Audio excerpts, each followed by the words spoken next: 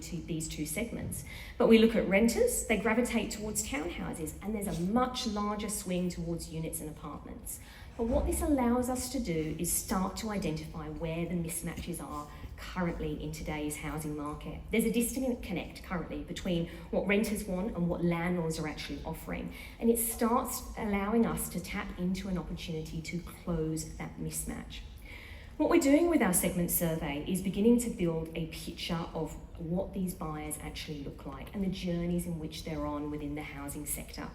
When we consider first home buyers, the average age of a first home buyer is currently sitting at 34.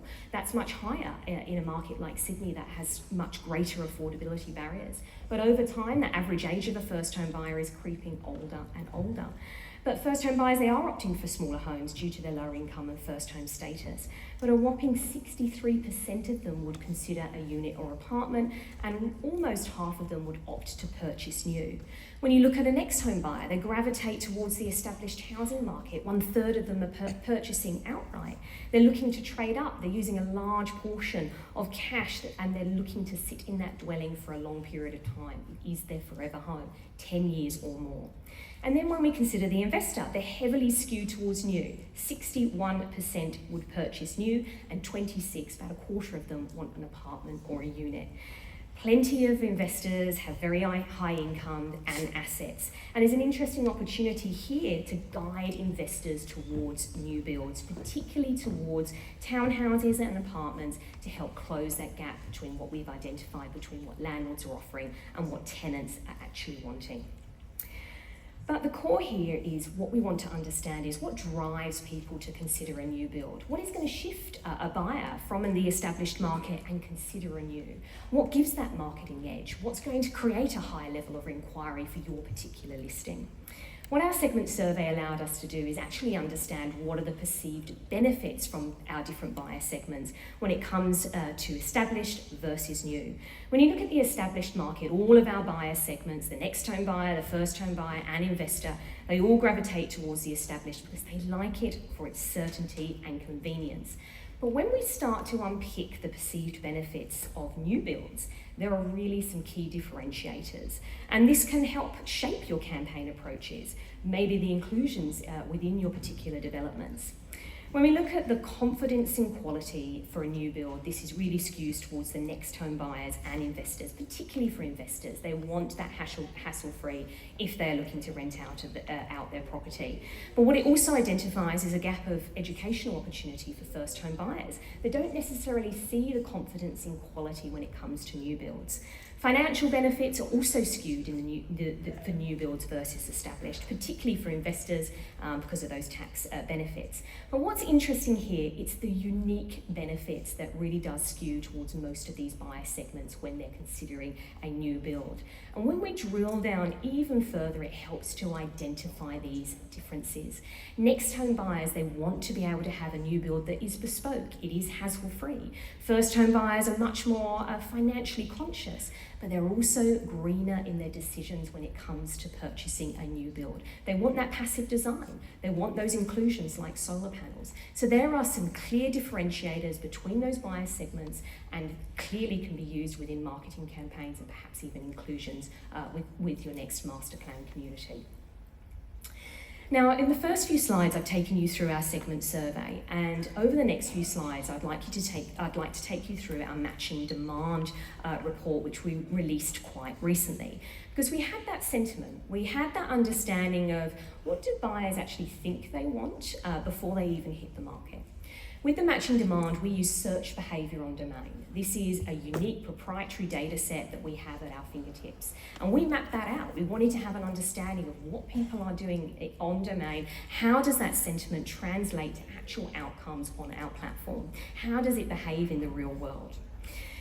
When we looked at search behaviour, this is the volume of searches by property type for Sydney buyers. One of the things that is very clear, and this is a national trend, is that Australians love a detached house. The preference always skews towards houses. But what we identified is often people are on a multi-property journey. They consider perhaps a terraced home and a house, or they're looking for perhaps a terraced home or a unit, because it's all based upon location and price point. Buyers are becoming increasingly more open to different properties over time, and they would rather change the needs from their house rather than the location. We know that when a buyer is looking at a particular location, it is a cluster of suburbs that really dictates where they're looking for, and they will make compromises on the property type or the inclusions within their home. When we consider units and apartments, for an example, over the last 5 years, and this really does demonstrate the increase that we've seen in medium to high density housing, searches for units, and these are quite astounding actually, these figures, searches for units across Sydney has increased 94% over the past 5 years. When we look at the supply, new supply for apartments and units has only grown 8%. What that showcases is a widening gap between demand and supply, and it really does highlight the affordability challenges, highlights those shifting lifestyle preferences, and that broader trend that we are seeing towards higher density housing. And there is a core reason, and nothing better says it than a summary slide like this particular one. We've got the supply side on the right-hand side, and then the prices and the price gap on the left-hand side. When we think about the Housing Accord, we have the target of 240,000 homes every single year for the next 5 years.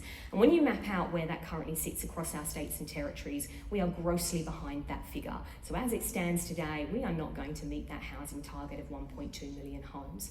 And where you can see across the different states, you can see that that deficit is most profound in New South Wales.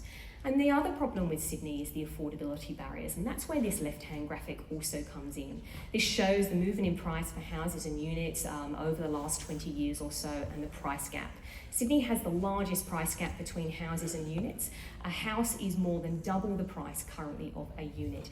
Really shows the undervalued nature, I think, of the unit sector across Sydney, but I also think that affordability and that widening gap of affordability between property types in itself is going to continue to steer demand towards that higher density sector. Now, we wanted to have an understanding of how is this shaping across Sydney's housing market currently. How does distance affect buyers' decisions and preferences of where they purchased? We then looked at search volumes within distance to the CBD. We looked at search volumes below 30 kilometres from the CBD, and those search volumes over time 30 kilometres or more away from the CBD. If we focus on that 30 kilometres or more, you can see that it is elevated and remains elevated.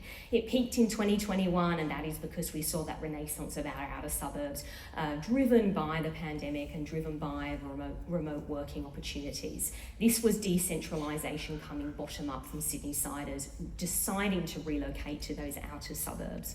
We've seen it normalise somewhat, but it is still 9% higher than what it was in terms of those search volumes compared to 2019.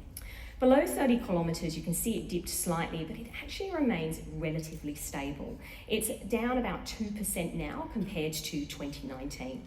But there are some key underlying drivers that are driving this particular search trend. Obviously, affordable land in those outer burbs, remote working flexibility, but also when you consider new supply, it's really been concentrated on that urban fringe. When we think about greenfield releases, they really do sit beyond that 30-kilometre mark. They are in northwestern Sydney, they're in the southwestern growth areas. But it's also about demographic timing. This ties back to one of those very first slides that I showed earlier on. We have a large millennial cohort hitting family formation stage, and this is going to continue across Sydney and Australia over the next 5 years. What that means is they are trading their CBD cafe culture to school catchment zones in those outer suburbs. And when you think about metro demand, it hasn't necessarily waned. It's down by about 2%. I think what we're seeing, it is changing. It is being replaced by a large influx of net overseas migration. We know that they use Sydney as that landing platform when they arrive from overseas. Now, we wanted to drill down even further, and we wanted to have a look at the search patterns by suburb versus that distance to CBD. Every single dot on these particular graphics is a suburb across Sydney. And what we've mapped here is the proportion of searches by property type, and it's houses on the left and it's units on the right, relative to the distance to the CBD, to see if there was any relationship. And I think you can probably see that this slide demonstrates a really strong relationship between property type and the distance to the CBD for houses and units. We found 3 key takeaways from this particular piece of research. that there is an inflection point at 30 kilometres. Beyond 30 kilometres, 90% or more of buyers are searching for a house. Within that 30-kilometre, house searches start to decline and unit searches start to rise. There's a gradient effect, which you can clearly see by those trend lines. For each additional kilometre from the CBD, house searches increase by 1 percentage point, where unit searches fall correspondingly. There's also this saturation point, which is really important. After about 30 kilometres, the further the distance has a diminishing impact on that house and unit search split. What that means in real terms is that distance becomes less influential in buyer decisions over time. And when you think about Sydney, and we saw that on the panel earlier, Sydney geographically is contained. You've got Blue Mountains one side, you've got the ocean the other. It doesn't have the ability to endlessly sprawl like Brisbane and Melbourne. And that 30-kilometre saturation point may actually shift further out and alter search behaviour over time. And what that means is we are likely to see a greater diversity of housing in that particularly 20 to 30 kilometre range, and maybe even that 30 to 40 kilometre range over time. I've spoken a lot about that 30-kilometre saturation point. When you think of a city like Brisbane, that saturation point is much closer to the CBD. It's 20 kilometres. And what that demonstrates is Sydney has a greater diversity of housing further away from the CBD. Now, when we consider townhouses or terraced homes, this is where it becomes very interesting for Sydney's dynamics of its housing market.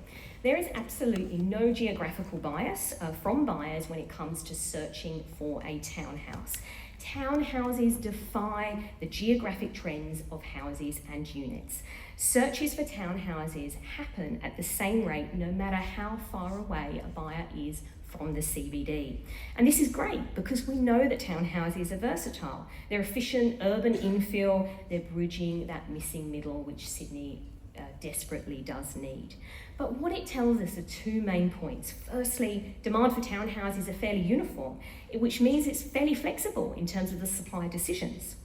Then there is an opportunity for middle ring infill when it comes to townhouses, particularly in that 20 to 30 kilometre band, to tap into a segment where we know preference for townhouses remains high in terms of from search behaviours from buyers.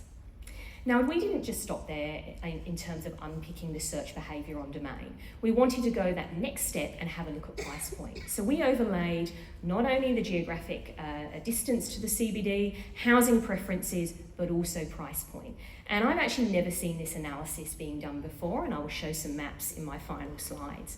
What this looks at is property type, location, and it's overlaid with price. We really wanted to build a rich understanding of the search and supply mismatches across Sydney. And this slide captures the precise moment where affordability, aspiration, and available stock intersect, and how that intersection shifts as we move out of Sydney's core from the CBD.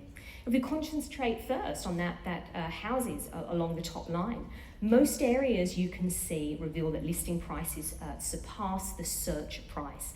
So when it's green, it means that listing, the average listing price in that particular location, is higher than what a buyer is searching for. If it is red, it means that search is higher. So it means that the listings are currently under budget for what a buyer is willing to pay for them. When we consider houses, there is a vast pricing mismatch up to 40 kilometres from the CBD. But by the time we reach that 40 kilometre mark, you can see that that gap is almost gone. When we look at townhouses, the next row, they behave very, very differently to houses. Around 20 kilometres, they hit an almost perfect equilibrium in terms of its price. That means that seller expectations or listing expectations and buyer budgets are essentially the same. But push that little further out and the equation starts to flip. Buyers are suddenly willing to pay more for a townhouse in those outer suburbs. So the key takeaway is the medium density product is undersupplied in our outer ring and perfectly priced in our middle ring of Sydney. And then we move on to units, which again have behaved very, very differently in terms of that price point. They are pretty much undervalued beyond that inner circle. Inside that 10 kilometre band, apartments still face a modest price gap, where that listing price is above what a buyer is willing to pay for that unit. But if you move just one ring out, buyers are telling us that they will pay up to $100,000 more than the current listed price in that location. And it's particularly sizable, as you can see in that 20 to 30 kilometre gap, where it does balloon to $100,000. And this is particularly poignant, particularly if you look between that kind of 10 to 20, 20 to 30K, where we know demand is still relatively strong. And what that shows us, it does hint that buyers are targeting family-sized apartments or premium units that simply aren't available. So in short, alignment between buyer and listing pricing is not random. It follows a predictable pattern by dwelling type and distance. And understanding that pattern lets us deploy the right product in the right suburb at the right price point and ultimately unlock the supply that Sydney still desperately needs. We can drill down even further, which really does show the richness and granularity that we have at our fingertips at Domain. A reminder of the visual cues. When you look at this map as an SA3 map, looking at the townhouse price mismatch across Sydney. If it is green, it means that listing is higher than the search price from a buyer, which means that it's over their budget. If it is red, this is where it offers a development opportunity. Where the search price is actually higher than the current listing price, it means that it is under budget. If you look at this map of townhouses across Sydney, you can see that there is a North Shore premium. Ku-ring-gai, Chatswood, Lane Cove, Headline, the mismatch. Those listings outpace buyer budgets by $250,000, but up to close to $600,000. You can see that there's a balanced core. If you look towards Parramatta and Carlingford, they hover near parity, signaling a well-calibrated mid-metro market.